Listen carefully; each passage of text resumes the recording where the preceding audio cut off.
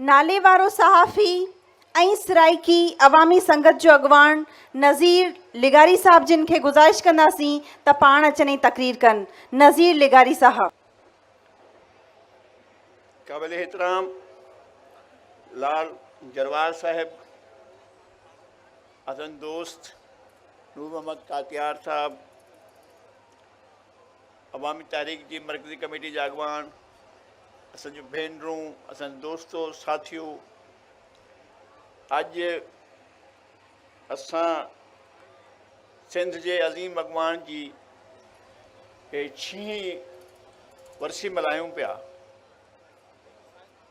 ऐं असां सम्झूं था त इन्हनि 6 सालनि में जेके असांखे ख़ाल महसूसु थियो आहे, जेको वॾो ख़ाल महसूसु थियो आहे, उहो इहो महसूसु थियो आहे त असांजो रहबर रसूल पर जो असांजे विच में न आहे। पर असां इहो नथा सम्झूं त असां मां हू हलियो वियो आहे, असांजे सां गॾु आहे, असां सां हमेशह गॾु रहंदो ऐं असांजी रहबरी कंदो ऐं असांखे अॻिते वधण जे लाइ वरी हिमत ॾींदो, वरी असांखे असां सां ॻाल्हियूं कंदो ऐं असां इहे ॻाल्हियूं रोज़ु ॿुधंदा रहंदासीं। जेको परे साहब कयूं आहिनि, इहो मां सम्झां थो त असांजे अॻिते वधण जे लाइ जेको कुझु रसूल पर जो चयो आहे या जेको कुझु लिखियो आहे, अॼु जेकॾहिं उहो असां सां गॾु आहे त पोइ असांजो इहो मसइलो न रहंदो त असां को ख़ला महसूसु कयूं। अॼु बि को ख़ला महसूसु कोन थो थिए।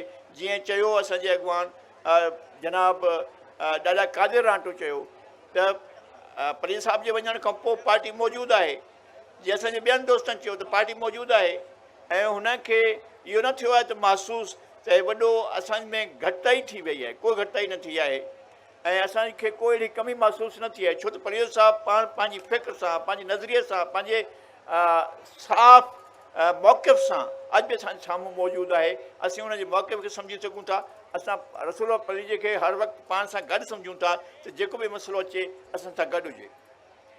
मां तव्हांखे ॿुधायां, दोस्तनि ॻाल्हि कई त वानियोड़ी जो हिकु आज़ार असांजे मथां मुसलत कयो वियो, पर वानियोड़ी जे ख़िलाफ़ु जेके तहरीक कामयाबु थी, उनजो मरकज़ी अॻवान, मरकज़ी लीडर जेको हुयो रसूल परे जो हुयो ऐं आख़िरी जेको हुनजे घर मूं गिरफ़्तारियूं ॾिनी वई, उन हिकिड़ो वॾो किरदारु अदा कयो ऐं आख़िरी उहे लम्हा हुया जॾहिं ॿई कमु थिया त वानियोड़ी बि टुटियो ऐं जेको इंतिखाबी फ़हिरिस्तूं छपियूं सिंधीअ में उहो बि कमु थियो ऐं टियों कमु इहो थियो त सिंधी माण्हुनि जी पंहिंजी हिकिड़ी यूनिट जी तौर ते उनजे अॻियां अचणु, इहो तमामु वॾो कमु हुयो त सिंधी दानिश, सिंधी फ़िक्र, सिंधी नज़रियो जेको आहे सो अॻिते वधियो।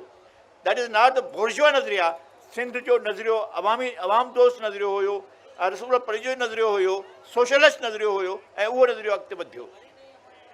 मां सम्झां थो त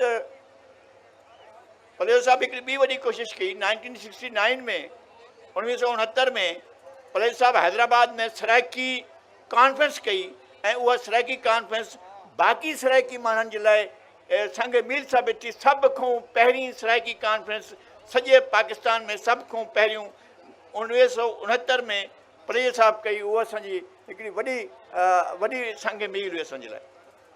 मां सम्झां थो परवेज़ साहब हर लम्हे में जॾहिं महसूसु थींदो त मौसम ख़राबु आहे, जॾहिं महसूसु थींदो हालतूं ख़राबु आहिनि, जॾहिं महसूसु थींदो त आज़ार में अची विया आहियूं, जॾहिं महसूसु थींदो त मुसीबत अची वई आहे, तंहिं ख़ासि वक़्त में परवेज़ साहब हिकु रहबर तौरु, हिकु दानिश्वर तौरु, हिकु वॾे स्कॉलर तौरु, हिकु वॾे ॾाहे तौरु असांजे साम्हूं ईंदो, हिकु जिदोजहद करंदड़ जे सामने तौर ते साम्हूं ईंदो ऐं उन जिदोजहद जी पाण अॻवानी कंदो ऐं अॼु बि असांजी अॻवानी परवेज़ साहब करे पियो। तमामु महिरबानी।